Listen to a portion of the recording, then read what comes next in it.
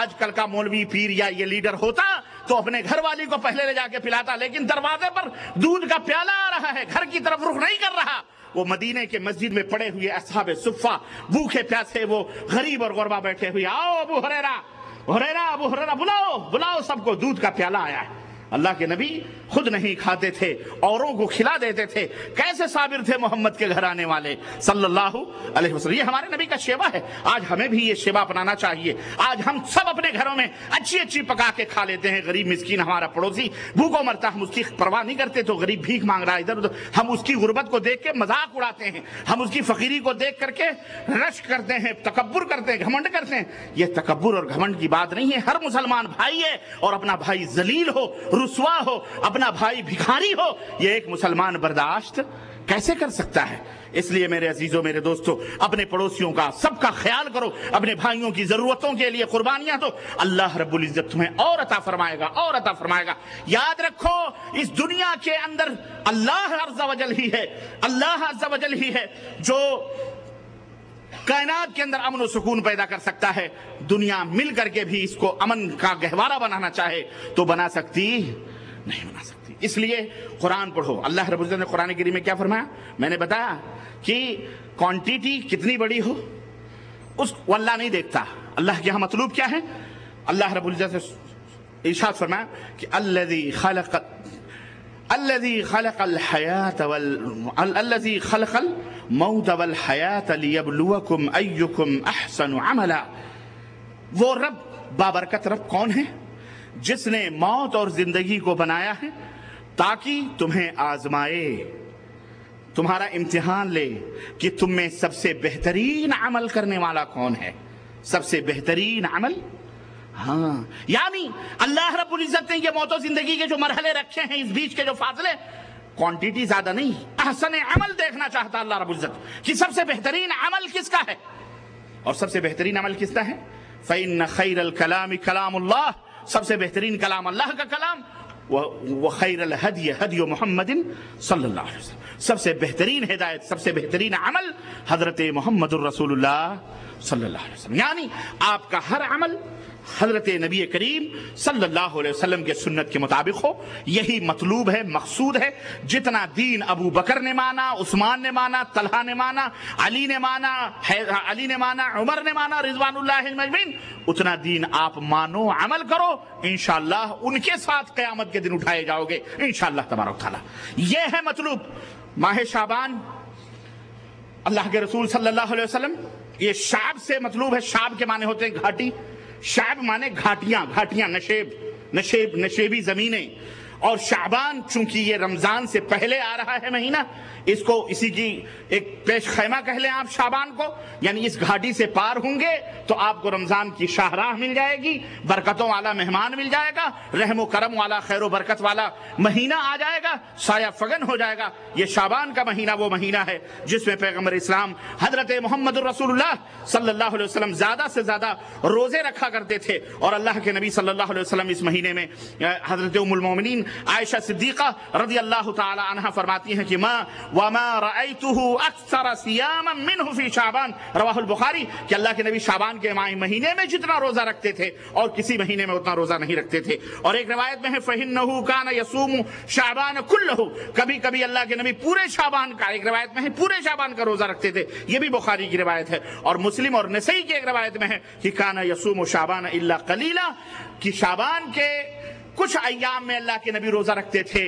اور کچھ ایام میں روزہ اللہ کے نبی نہیں رکھتے تھے۔ یہ بھی حضرت عائشہ رضی اللہ تعالی عنہا کا فرمان ہے، جن کی من جملہ تفسیر یہ ہے کہ اللہ کے نبی صلی اللہ علیہ وسلم نے ازراہ ہمدردی اپنی امت کو فرمایا کہ اذا بقی نصف من الشعبان فلا تصوموا، 15 شعبان تک روزہ جتنا رکھنا چاہو رکھو، لیکن جب نصف شعبان، آدھا شعبان پورا ہو جائے تو اس کے بعد روزہ مت رکھو۔ یعنی اگر کوئی شخص چاہے 16، 17، 18 کو رکھے وہ اللہ کے نبی نے منع فرمایا مت رکھو، یا اگر کوئی چاہے رمضان کے استقبال میں 2 دن 4 دن پہلے سے روزہ رکھے، یہ بھی اس کے لیے جائز نہیں ہے۔ تو شعبان کے مہینے کی اتنی فضیلت احادیث میں ملتی ہے، اور روزہ رکھنے کا حکم اللہ کے نبی کے عمل سے اور فرمان سے یہ ظاہر ہے۔ لیکن اس کے علاوہ جو آج ہمارے ملکوں کے اندر جو کچھ بھی ہو رہا ہے کہ شعبان کا مہینہ آتے ہی عجیب و غریب نقشہ گلیوں کا، محلوں کا، شہروں کا ہو جاتا ہے، ہر طرف گھما گھمی دکھائی دیتی ہے، حلوے اور ماٹھے کی تیاریوں میں لوگ مصروف نظر آ جاتے ہیں۔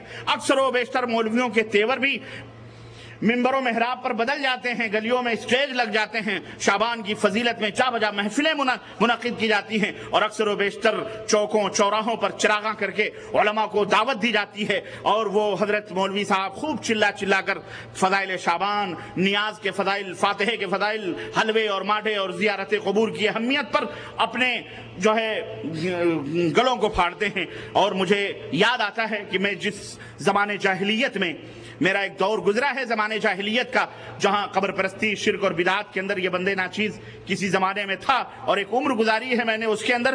وہاں باقاعدے 2 ہفتہ پہلے سے ہی 1 ہفتہ ہم باقاعدے پیر صاحب کے پیران کے حکم سے پورے گاؤں کے چاروں طرف جتنے گاؤں ہوتے تھے دودھ جمع کرتے تھے، اور گھی خریدنے جاتے تھے۔ گھی خرید کر کے کنٹینر میں باقاعدے اس کو دودھ جمع کیا جاتا تھا۔ کیوں؟ اس کے کھوئے بنتے، پھر کھوئے بن کے اس کے حلوے بنائے جاتے۔ حلوے بھی ایک قسم کے نہیں، 10 قسم کے، یہ چنے کا حلوہ ہے، یہ گیہوں کا حلوہ ہے، یہ میدے کا حلوہ ہے، یہ چاول کا حلوہ ہے، اور بعض حلوے تو ایسے ماشاءاللہ کی منہ میں ڈالو اور حلق کے نیچے، اور بعض حلووں کو تو توڑنے کے لیے ہتھوڑوں کی ضرورت بھی پڑتی ہے۔ ایسے حلوے، اور پھر نیاز، اور پورے محلہ نہیں قرب و جوار جمع ہوتا تھا، اور باقاعدے جناب عالی وہ دعوتیں ہوتی تھی، اور اس کے اندر پھر قبر کے اوپر چونے کاریاں ہونی، مزارات سجائے جاتے، دیپ جلائے جاتے، چراغاں ہوتے، روشنی ہوتی، اور یہ بیان کیا جاتا ہے کہ مردے تشریف لاتے ہیں قبروں سے اٹھ کر کے 15 شعبان کی رات کو، ہر گھر والے کے میت وہاں آتے ہیں اور گھروں کے دروازوں پہ بیٹھے رہتے ہیں۔ جس گھر میں فاتحہ ہوتا ہے اس گھر کو خیر و برکت کی دعائیں دے کے اور چلے جاتے ہیں، اور جس گھر میں فاتحہ نہیں ہوتا اس گھر کے اوپر لعنت بھیج کر کے وہ مردے چلے جاتے ہیں، اماں ابا مایوس ہو کے چلے جاتے ہیں۔ میرا چیلنج ہے، جاؤ کوئی مولوی، کسی مولوی کے گھر میں فاتحہ نہیں ہوتا 15 شعبان کو،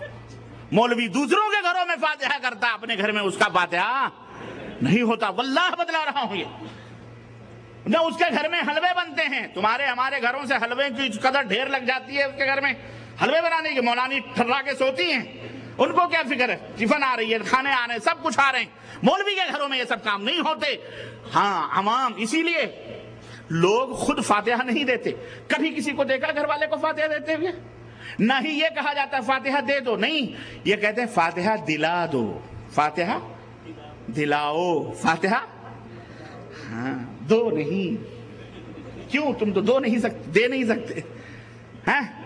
فاتحہ دلاؤ۔ مولوی نے بھی کیسا لفظ بڑھایا، فاتحہ دلاؤ۔ اب دلانے کے لیے تو مولانا صاحب ہی آئیں گے، امام مسجد آئیں گے، حفظ جی آئیں گے۔ تو یہ شعبان کا مہینہ جو رمضان المبارک کا پیش خیمہ ہے، جس میں ہمیں تیاری کرنی ہے، یہ سب گل گپاڑوں کے اندر۔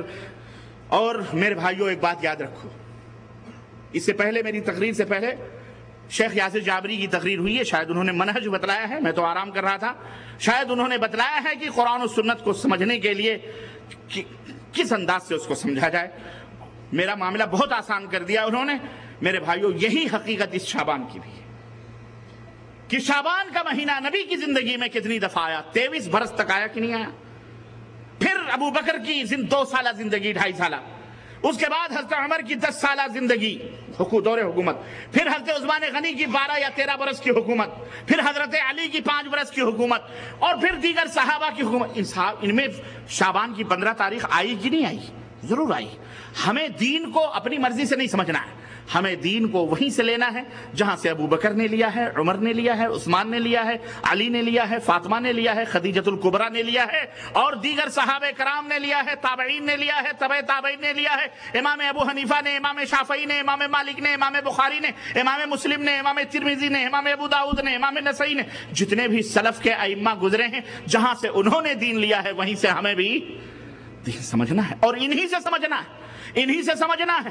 اپنے منمانی باغیچے اطفال قرآن اور حدیث کو نہیں بنا سکتے آپ، اگر اپنے منمانی قرآن و حدیث کو باضابطہ اطفال بنائیں گے تو پھر یہ فرقے آج دیکھ رہے ہو اسی وجہ سے پیدا ہوئے. یہ جو جوتیوں میں دال بٹ رہی ہے کہ وہ حنفی ہے، وہ شافعی ہے، وہ مالکی ہے، وہ حنبلی ہے، وہ قادری ہے، وہ چشتی ہے، وہ نقشبندی ہے، وہ بہائی ہے، وہ مرزائی ہے، وہ خوجہ ہے، وہ اسماعیلی ہے، وہ رافضی ہے، وہ شیعہ ہے، وہ خارجی ہے. یہ جوتیوں میں دال جو مسلمانوں میں 73 فرقے بنے اور اس سے بھی زیادہ ہو رہے ہیں، کیوں؟ قرآن و سنت کو اپنے اپنے مرضی سے لوگوں نے سمجھ کر کے اپنے اپنے فرقے بنائے، جماعتیں بنائیں، اور اس طرح سے ان کے شاگرد پیدا